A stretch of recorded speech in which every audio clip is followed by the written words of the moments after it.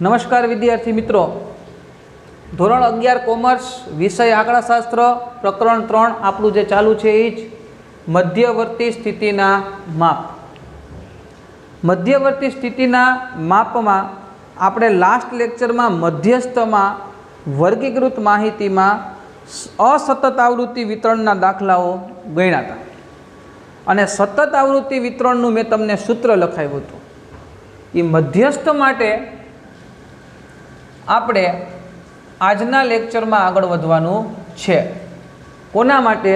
તો કે સતત આવૃત્તિ વિતરણ માટે। સતત આવૃત્તિ વિતરણનું મેં તમને સૂત્ર લખાવ્યું હતું, મધ્યસ્થ m બરાબર n/2 માં અવલોકનની કિંમત। એ આપણે સંચય આવૃત્તિ પાસે જઈએ એટલે સંચય આવૃત્તિ છે એ આપણને કોઈ પણ એક વર્ગ આપશે કે તમારી આ જે આવૃત્તિ છે એ આમાં સમાયેલી છે, જેને આપણે મધ્યસ્થ વર્ગ તરીકે ઓળખશું અને એના આધારે આપણે મોટું સૂત્ર બનાવશું। મધ્યસ્થ m બરાબર l plus n/2 minus cf/f ગુણ્યા c। રેડી? આવું કંઈક સૂત્ર આપણે લાસ્ટ લેક્ચરમાં તમને લખીને આપ્યું હતું અને તમને તૈયાર કરવાનું કીધેલું। હવે આપણે એક રકમ લઈએ, વર્ગ 0 થી 10, 10 થી 20, 20 થી 30, 30 થી 40, 40 થી 50। સંખ્યા આપણને f આપેલી હોય 6, 9, 12, 8 અને 25।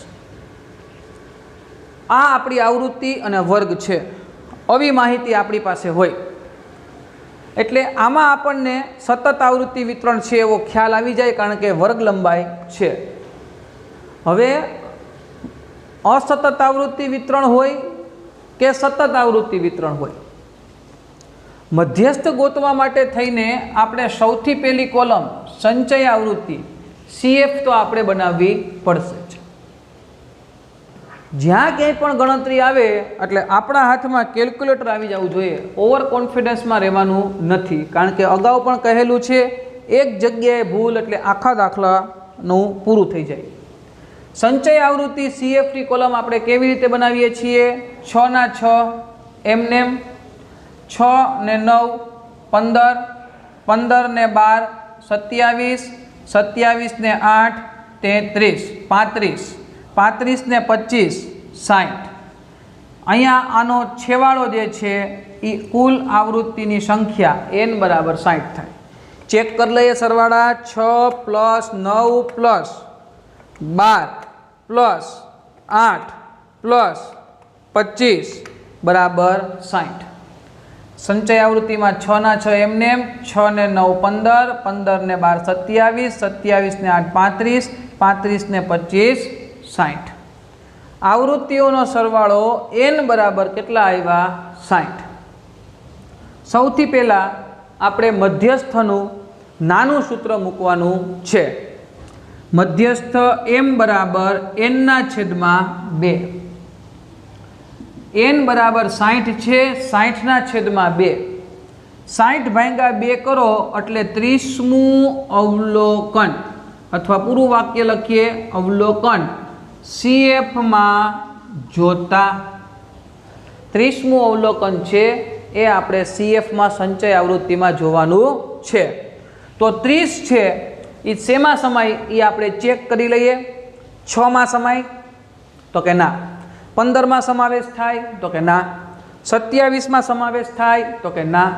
35માં સમાવેશ થાય? તો કે હા। 30મું અવલોકન છે એ 35માં સમાય એટલે આપણો મધ્યસ્થ વર્ગ છે એ 30 થી 40 થાય। આવી રીતે બોક્સ બનાવવાની આદત ખાસ રાખવી, જેથી કરીને ભૂલ થાય નહીં। તો હવે આપણે વિચારીએ તો આપણું સૂત્ર શું છે? તો કે m બરાબર l plus n/2 minus cf/f ગુણ્યા c। હવે એક એક ચલની તારવણી કરવાની। l એટલે શું હતું? તો કે મધ્યસ્થ વર્ગની અધઃ સીમા। આ મધ્યસ્થ વર્ગ છે 30 થી 40, તો એની અધઃ સીમા કેટલી થાય? 30। પણ અનિવારક આવૃત્તિ વિતરણ છે કે નિવારક એનો તમને પહેલા ડિફરન્સ સમજાવી દઉં. અહીંયા ધ્યાન આપજો. 0 થી 9, 10 થી 19, 20 થી 29, 0 થી 10, 10 થી 20, 20 થી 30, જેની ઉધ્વ સીમા હોય એના પછી જે અધઃ સીમા બનતી હોય તો એને તમારે અનિવારક આવૃત્તિ વિતરણ તરીકે ઓળખવાનું છે. અહીંયા જે ઉધ્વ સીમા છે એ પછીના વર્ગની અધઃ સીમા ઈને સંખ્યા બનતી હોય તો એને કેવું આવૃત્તિ વિતરણ કહેવાય? નિવારક આવૃત્તિ વિતરણ કહેવાય. આ યાદ રાખજો. અહીંયા 9 છે તો પછી કોણ આવ્યું? 10. 19 છે તો પછી કોણ આવ્યું? 20. એના પછીની સંખ્યા બનતી હોય તો એને કેવું આવૃત્તિ વિતરણ કહેવાય? અનિવારક. અને ઈને સંખ્યા જો પાછી રિપીટ થતી હોય તો એને કેવું કહેવાય? નિવારક. આ વસ્તુનો ડિફરન્સ ખાસ યાદ રાખજો, કારણ કે દરેક જગ્યાએ મધ્યસ્થ હશે, ચતુર્થક હશે, દશાંશક હશે કે શતાંશક હશે. આ એલ છે ને એ તમને ભૂલ ખવડાવી દેશે. હવે ફેર ક્યાં પડે એ હું તમને સમજાવી દઉં. જો અનિવારક આવૃત્તિ વિતરણ હોય તો એલ બરાબર, માની લો કે તમારે આ જ વર્ગ આવ્યો છે તો એલ બરાબર 10 નથી લેવાના. 0.5 10માંથી બાદ કરવા પડે. 10ની જગ્યાએ ત્યાં એલ બરાબર શું આવે? 9.5 આવે. માની લો કે 20 થી 29નો વર્ગ આવ્યો હોય તો એલ બરાબર 20 નથી લેવાના, 0.5 પાછળ ખસવાનું. 20માંથી 0.5 પાછળ જાઓ એટલે 19.5 આ સંખ્યા મળે. એટલે અનિવારક આવૃત્તિ વિતરણ હોય ત્યારે એલમાં જે સંખ્યા હોય એ સીધી નથી લઈ લેવાની, એમાંથી 0.5 પાછળ ખસવાનું છે. નિવારકમાં પ્રશ્ન નથી. 10 થી 20નો વર્ગ આવ્યો તો એલ બરાબર શું લઈ લેવાનું? 10. 20 થી 30નો વર્ગ આવ્યો તો એલ બરાબર શું લઈ લેવાનું? 20. નિવારક આવૃત્તિ વિતરણમાં કાંઈ પ્રશ્ન છે નહીં. પણ જો આવૃત્તિ વિતરણ અનિવારક હોય તો તમારે એલમાં જે તે સંખ્યા ડાયરેક્ટ લઈ લેવાની નથી, તમારે 0.5 ફરજિયાત પાછળ ખસવાનું છે. જો નહીં ખસો તો જવાબ અલગ આવશે. હવે અહીંયા આપણું આવૃત્તિ વિતરણ તમે જુઓ તો 0 થી 10, 10 થી 20, 20 થી 30, 30 થી 40, 40 થી 50, જ્યાંથી અટકો છો ત્યાંથી શરૂઆત થાય છે. એટલે કે આગલા વર્ગની જે ઉધ્વ સીમા છે એ પછીના વર્ગની અધઃ સીમા બની જ જાય છે. તો એનો મતલબ એવો થયો કે આવૃત્તિ વિતરણ છે એ કેવું છે? નિવારક છે. જો આવૃત્તિ વિતરણ નિવારક હોય તો આપણે 0.5 પાછળ ખસવાની કોઈ જરૂરિયાત રહેતી નથી. આ તમે જ્યાં સુધી ભણો ત્યાં સુધી યાદ રાખજો, તમને ઉપયોગી થશે.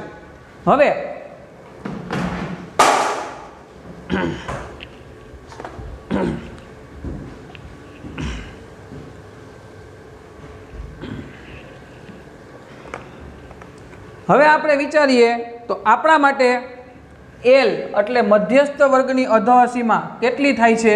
તો કે 30.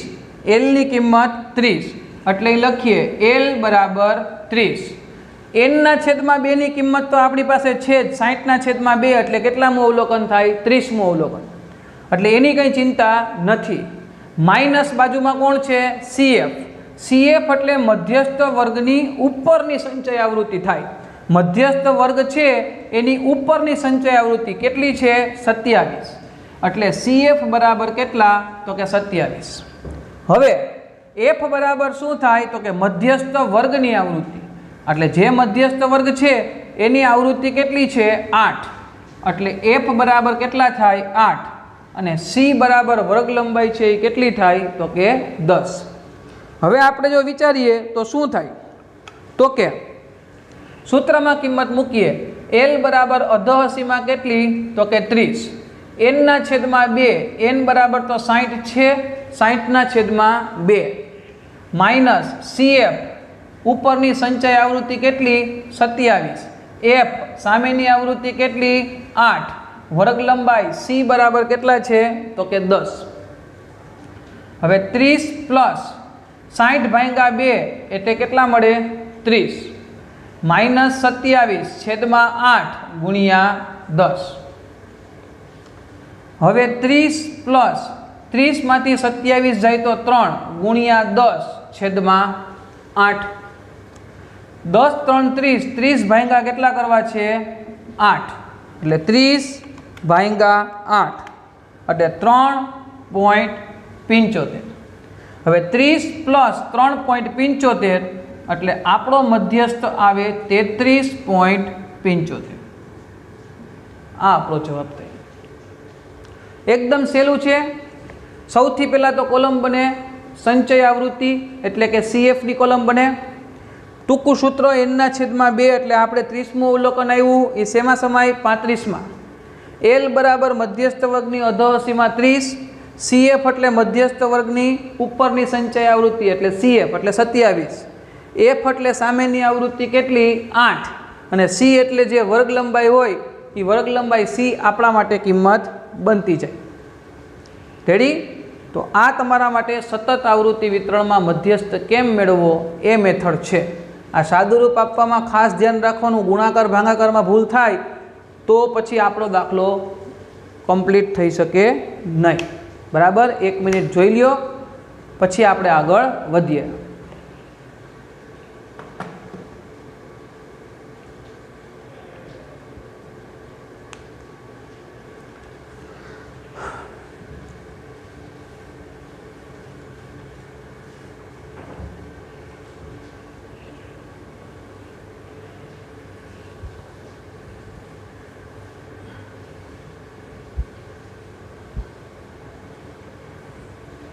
ચાલો હવે આપણે આ જ સતત આવૃત્તિ વિતરણનો હજી એક દાખલો છે એનો આપણે અભ્યાસ કરી લઈએ.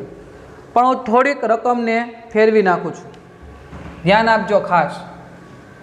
વર્ગ 0 થી 19, 20 થી 39, 40 થી 59, 60 થી 79, 80 થી 99. આવૃત્તિ F 3, 7, 8, 12 અને 10. રકમમાં તમને થોડો ઘણો કોઈ જાતનો ફેરફાર દેખાય છે તમારા મગજથી વિચારો. વર્ગમાં જુઓ 0 થી 19 પછી શું આવે છે 20 થી 39 એટલે ઉધ્વ સીમા છે ઈને અહીં નથી આવતું, એના પછીની સંખ્યા આવે છે. તો આને અનિવારક આવૃત્તિ વિતરણ કહેવાય. તો જો અનિવારક આવૃત્તિ વિતરણ હોય તો આપણે 0.5 પાછળ ખસવું પડશે. ક્યાં? જ્યાં આપણે L લેવા જાશું ત્યાં. પણ એ તો પછીની વાત છે. સૌથી પહેલાં તો આપણે સંચય આવૃત્તિની કોલમ છે એ આપણે કમ્પલસરી બનાવવી પડશે. સંચય આવૃત્તિ એટલે CFની કોલમ બનાવીએ. 3 ના 3 એમનેમ, 3 ને 7 10, 10 ને 8 18, 18 ને 12 30, 30 ને 10 40. એટલે આપણા માટે n કિંમત છે એ કેટલી થશે 40. 7 ને 3 10 ને 8 18 ને 12 30 ને 10 40. મધ્યસ્થ m બરાબર n/2 40/2 એટલે 20મું અવલોકન CFમાં જોતા. 20મું અવલોકન છે એ CFમાં સંચય આવૃત્તિમાં આપણે જોવાનું છે. ચેક કરીએ. 20 છે એ 3માં સમાય તો કે નહીં, 10માં સમાય તો કે નહીં, 18માં સમાય તો કે નહીં, 30માં સમાય તો કે હા. 20નો સમાવેશ છે એ શેમાં થઈ જાય 30માં થઈ જાય. એટલે આ આપણો મધ્યસ્થ વર્ગ થયો. હવે સૌથી પહેલાં તો L મધ્યસ્થ વર્ગની અધઃસીમા જુઓ. 19 પછી 20, 39 પછી 40, 59 પછી 60, 79 પછી 80. એના પછીની સંખ્યા આવે છે એટલે અનિવારક આવૃત્તિ વિતરણ છે. એટલે L બરાબર 60/60 પૂરા લેવાના નથી. L છે એ 0.5 પાછળ જવાનું છે. એટલે 60 માઇનસ 0.5 કરશો કેલ્ક્યુલેટર ઉપર એટલે 59.5 તમને મળશે. આવું ક્યારે કરવું પડે છે કે જ્યારે અનિવારક આવૃત્તિ વિતરણ હોય ત્યારે. તમે બે રકમની કમ્પેરિઝન કરજો અને મેં શીખડાવેલો નિયમ છે એને અમલમાં મૂકજો એટલે તમને ખ્યાલ આવી જશે. CF એટલે ઉપરની સંચય આવૃત્તિ 18, F એટલે સામેની આવૃત્તિ 12 અને C એટલે વર્ગ લંબાઈ છે એ કેટલાની છે? 20ની વર્ગ લંબાઈ છે. હવે કાંઈ કરવાનું નથી. સૂત્રમાં કિંમત L plus N/2 minus CF/F ગુણ્યા C. L બરાબર 59.5 અધઃસીમા પ્લસ N બરાબર 40/2. CF આપણે તારવણી કરી છે, ઉપરની આવૃત્તિ 18, F સામેની આવૃત્તિ 12 અને વર્ગ લંબાઈ C બરાબર કેટલા થશે? તો કે 20.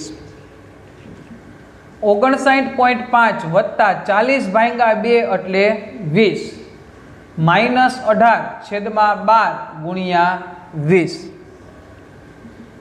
59.5 વત્તા 20માંથી 18 જાય તો 2 ગુણ્યા 20/12. હવે આપણે આપણા કેલ્ક્યુલેટરનો ઉપયોગ કરીએ.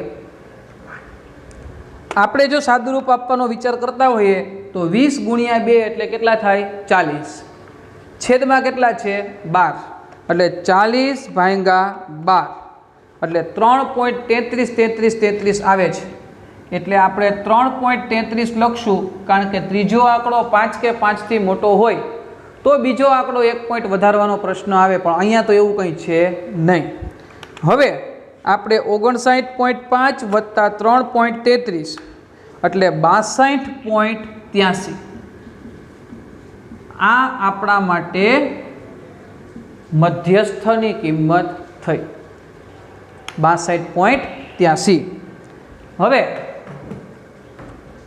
આપણે અનિવારક આવૃત્તિ વિતરણનો પણ એક દાખલો ગણી નાખ્યો અને નિવારક આવૃત્તિ વિતરણ છે એનો પણ એક દાખલો આપણે ગણી નાખ્યો. અનિવારક આવૃત્તિ વિતરણ હોય ત્યારે L લેવામાં ક્યાં ફેર થાય? તો કે જે અધઃસીમા આવે એના કરતાં આપણે 0.5 છે એ પાછળ ખસવું પડે છે. આ આપણા મગજમાં ફિટ કરીને રાખવાનું છે. એ ભૂલ થઈ જાય તો સ્વાભાવિક વાત છે કે અહીંયા 0.5 બધે ડિફરન્સ આવે તો એ છેલ્લે સુધી ડિફરન્સ છે એ ખેંચાતો આવવાનો છે. અને આપણે આખો દાખલો સાચો ગણ્યો હોવા છતાં આપણો દાખલો છે એ કેવો બની જાય? ખોટો બની જાય. એટલે આ નિવારક અને અનિવારક એવું નહીં કે મધ્યસ્થમાં આગળ ચતુર્થક, દશાંશક, શતાંશક આવશે તો એમાં, આગળ બહુલક આવશે તો એમાં, દરેક જગ્યાએ આ L જે છે અનિવારક અને નિવારકનો આવૃત્તિ વિતરણનો ડિફરન્સ એ તમને ખાસ ખ્યાલ રાખવાનો રહેશે. એટલે આ હતું આપણું સતત આવૃત્તિ વિતરણમાં મધ્યસ્થ કેમ મેળવવો એ આપણે શીખી ગયા છીએ. હવે જેમ તમને અગાઉ પણ આપણે હોમવર્કમાં દાખલાઓ આપેલા છે એમ તમને આજે પણ હોમવર્કમાં દાખલાઓ 2 આપીએ છીએ, બરાબર. એમાં ખાસ કરીને નિવારક અને અનિવારક આવૃત્તિ વિતરણ છે એ નક્કી તમારે કરવાનું અને દાખલો તમારે ગણવાનો છે. આ ખાસ યાદ રાખજો. બીજો દાખલો અહીં લખ્યું છું.